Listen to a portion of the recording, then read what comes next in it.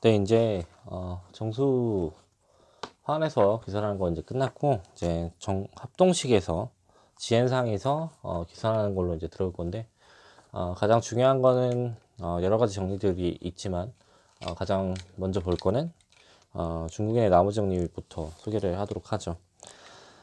중국인의 나머 정리는 수업 시간에는 그 지엔과 지엔들을 쪼개는 그 함수로서 1대1 대응을 만족시켜주는 한 동영상으로서 소개를 했는데, 계산하는 과정도 나름 중요하니까 소개를 한번 해보도록 하죠.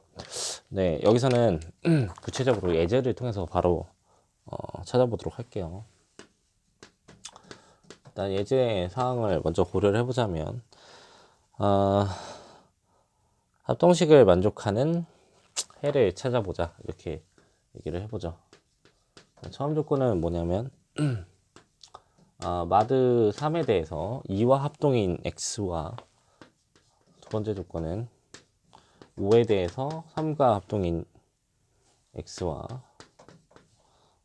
7에 대해서 2와 합동인 2x를 찾아보자, 이렇게 얘기를 하고 있어요. 그러니까 상황적으로 고려를 해보자면 G3 크로스 G5 크로스 G7 환에 대해서 고려를 하는 건데, 순서상 입장에서 보면 3에 대해서 2와 합동이니까 2, 그 다음에 5에 대해서는 3과 합동이니까 3, 그 다음에 7에 대해서는 2와 합동이니까 7에 대응되는 수를 찾아보고 싶은 건데, 어디서 찾아보고 싶은 거냐면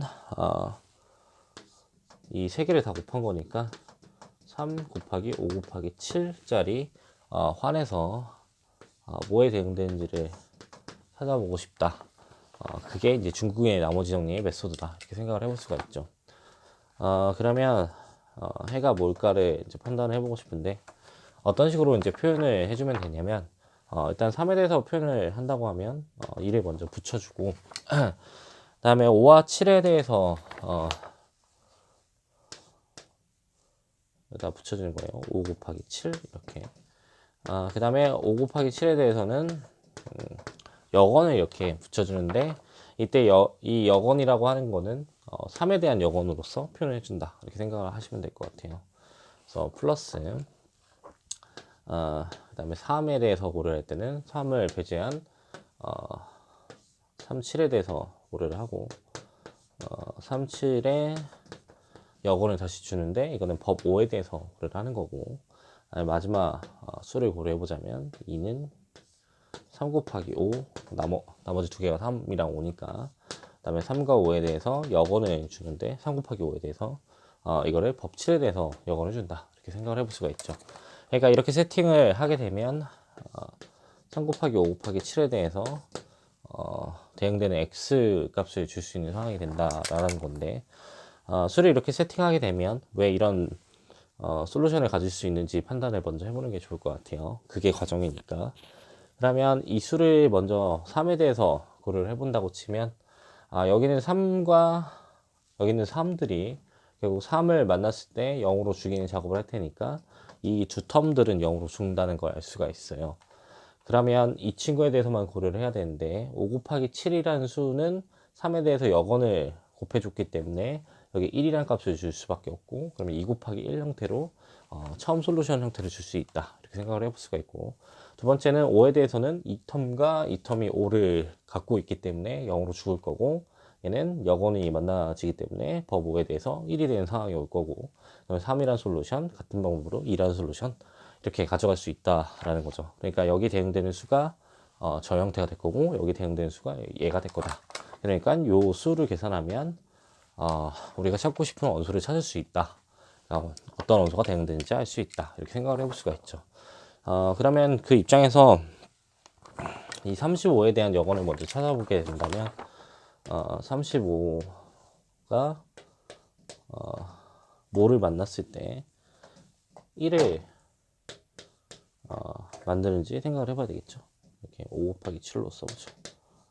여기다가 뭐를 연산하게 되면 3에 대해서 1이 되는지를 판단해 보고 싶은데,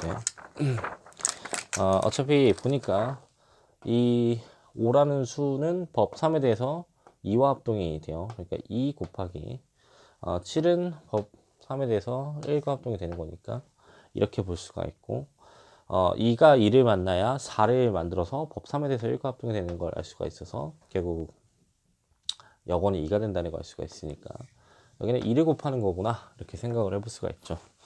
같은 방법으로 생각을 해보면 3 곱하기 7이 뭘 만났을 때 법 5에 대해서 1이랑 합동이 될지를 판단을 해봐야 되는데 여기 있는 수는 마이너스 2로 볼 수 있기 때문에 둘이 연산했을 때는 마이너스 6이라는 결과를 가져갈 수가 있고 마이너스 1이라는 걸 주게 되면 그러니까 플러스 6이 돼서 1이 되는 걸 알 수가 있고 이 마이너스 1이라는 건 법 5에 대해서는 4와 합동이니까 결국 4를 연산하면 된다는 걸 알 수가 있죠. 그러니까 3 곱하기 7에 대한 여건은 4로서 주면 된다는 걸 알 수가 있고 마지막으로 여기 2를 계산해 보자면 3 곱하기 5에다가 뭘 곱하면 7에 대해서 1과 합동이 된다 이렇게 얘기를 해볼 수 있고 이 5라는 수는 마이너스 2와 같으니까 애들이 만나면 마이너스 6이 되고 마이너스 6은 1과 합동이니까 1을 주면 된다는 걸 알 수 있고 그러면 여기다 1을 주게 되면 이 수를 계산했을 때 우리가 결과를 얻어갈 수가 있다 이렇게 얘기를 해볼 수 있어요. 여기서는 실제로 이 계산을 하고 나면 이게 23과 합동이 되는 그런 상황이 와서 23에 대응되는 상태예요. 이렇게 얘기를 해볼 수가 있죠. 그러면 연습 문제에 나올 법한 예제를 하나만 더 소개를 해서 중국인 남아 정리를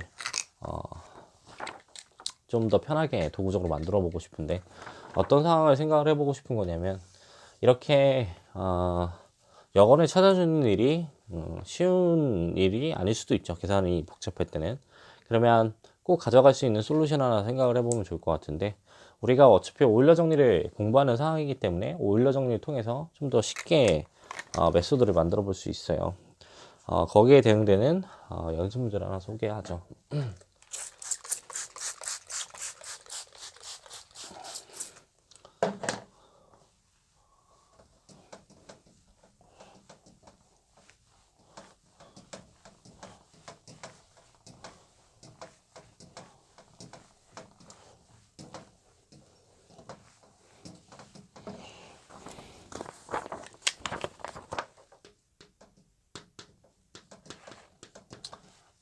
m, n은 서로소 관계를 주고 있어요. 어차피 서로소 관계가 아니면 계산을 못하니까.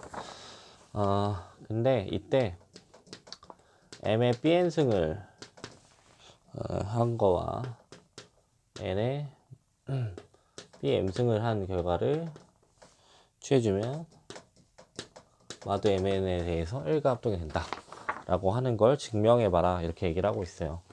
그러면 이걸 오일러 정리를 통해서 문제를 해결하는 건 좋지만 상황적인 판단을 먼저 해서 쉽게 문제를 해결해 봤으면 좋겠는데 일단 이런 걸 먼저 생각을 해보죠.